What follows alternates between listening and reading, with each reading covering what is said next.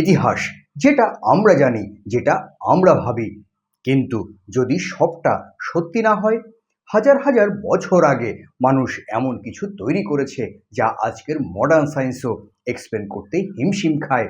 একটা বই যার ভাষা কেউ পড়তে পারে না, একটা যন্ত্র যা সময়ের অনেক আগের প্রযুক্তি, আর এমন কিছু নির্দেশনা যেগুলো থাকা উচিত ছিল না।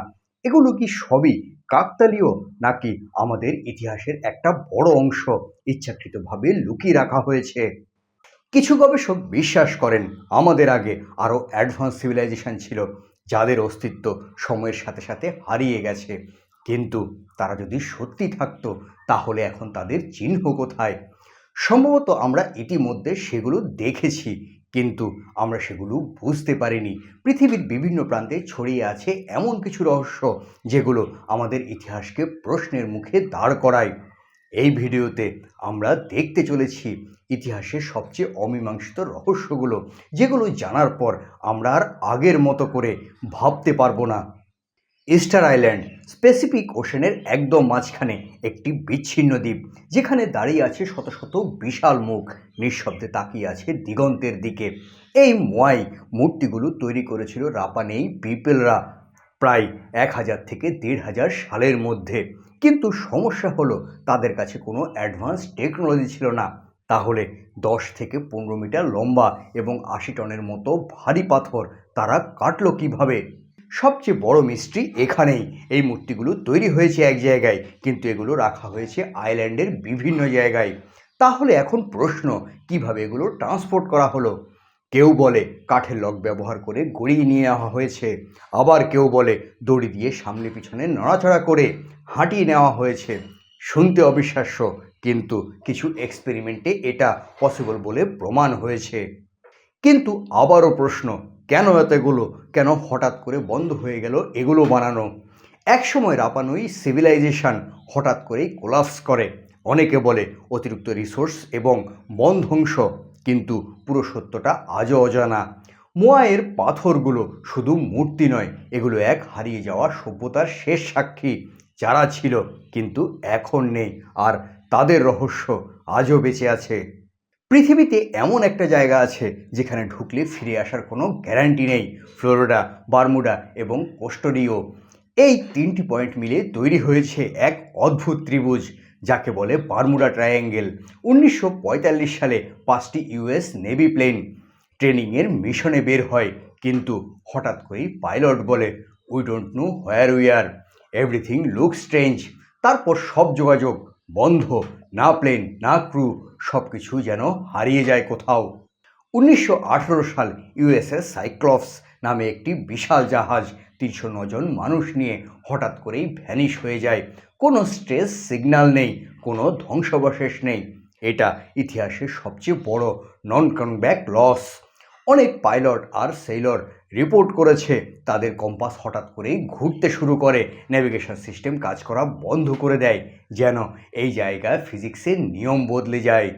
অনেকে বলে পৃথিবীর চৌম্বকীয় ক্ষেত্র এখানে অস্বাভাবিক আচরণ করে, সমুদ্রের নিচ থেকে গ্যাস উঠে আসে, জাহাজ ডুবিয়ে দিতে পারে, হঠাৎ ঝড়, ভুল নেভিগেশন। কেউ বলে এটা অন্য জগতের দরজা। অনেক এক্সপ্রেশন আছে, কিন্তু কোনোটাই পুরো সত্য প্রমাণ করতে পারেনি।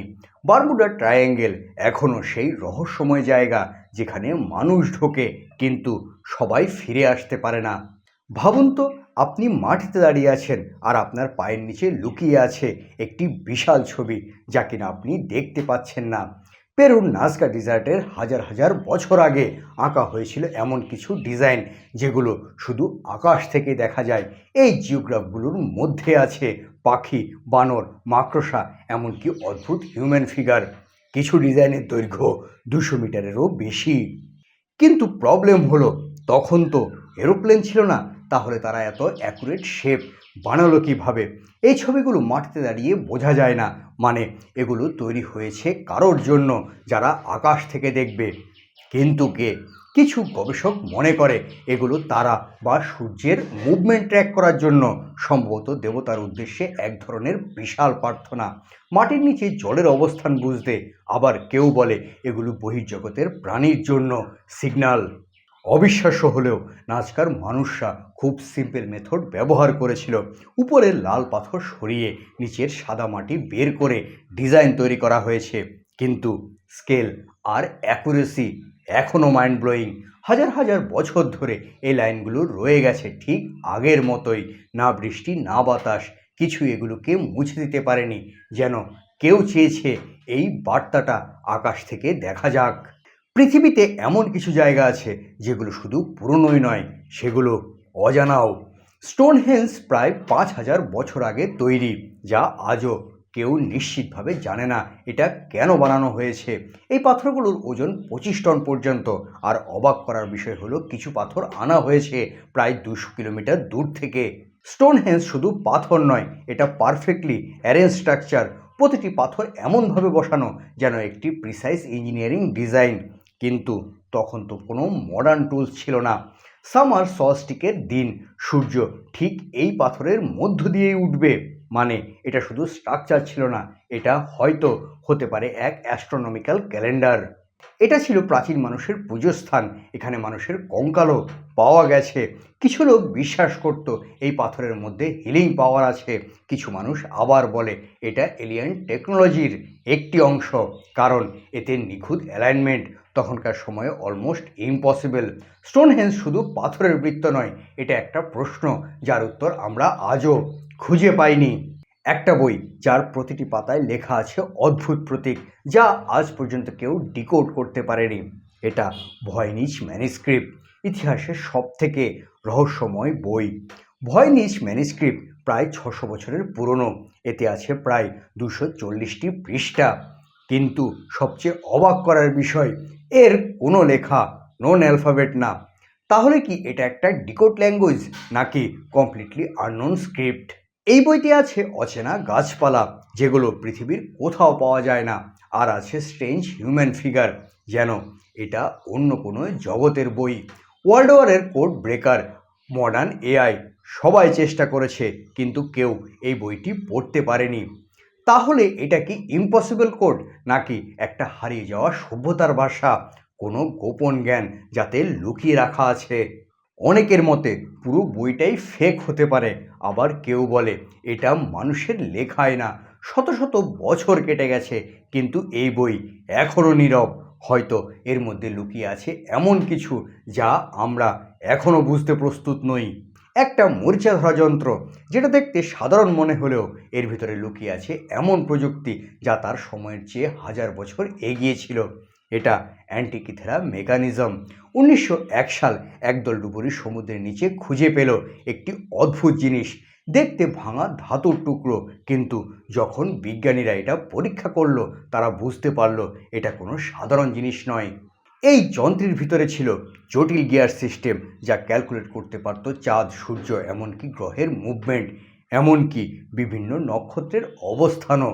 মানে এটা ছিল একটা এনশিয়েন্ট কম্পিউটার। এই যন্ত্র তৈরি হয়েছে প্রায় 2000 বছর আগে, কিন্তু এমন টেকনোলজি মানুষ ডেভেলপ করেছে আরও 1000 বছর পর। তাহলে প্রশ্ন হলো, এই জ্ঞান এলো কোথা থেকে? ধারণা করা হয় প্রাচীন গ্রিক সায়েন্টিস্ট, কিন্তু এক্স্যাক্ট ক্রিয়েটার আজও আননোন। সব থেকে বড় প্রশ্ন, যদি তারা এটা বানাতে পারে, তাহলে তারা আর কি বানিয়েছিল যেগুলো আমরা হারিয়ে ফেলেছি?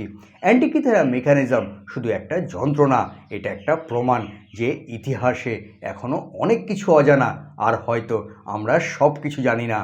তুর্কির এক নির্জন পাহাড়ের উপর মাটির নিচে লুকিয়ে আছে এমন এক রহস্য যা ইতিহাসের ধারণায় বদলে দিয়েছে। এটা টোবেকলি তেবে, প্রায় 12,000 বছর পুরনো।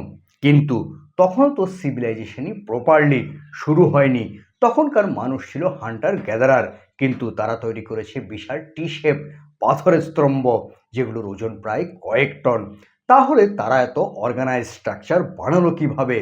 এই পাথরগুলোর গায়ে আছে সাপ, শিয়াল, পাখি খোদাই, যেন এগুলো শুধু ডেকোরেশন না, এগুলোর কোনো একটা হিডেন মিনিং আছে। সবচেয়ে শকিং বিষয়, এই পুরো স্ট্রাকচার ইচ্ছাকৃতভাবে মাটির নিচে ঢেকে দেওয়া হয়েছে। কিন্তু কেন? তাহলে কি কেউ কিছু একটা লুকোতে চেয়েছে? এটা হতে পারে পৃথিবীর প্রথম টেম্পেল। মানুষ এখানে একত্রিত হতো। আমরা এখনও পুরো জিনিসটা বুঝতে পারিনি। গোবেকলি টেপে আমাদের শেখায় আমাদের ইতিহাস সম্পর্কে যে ধারণা আছে সেটা সবটা সত্য নয়। এই হলো ইতিহাসের কিছু রহস্যময় ঘটনা নিয়ে অল্প কিছু কথা।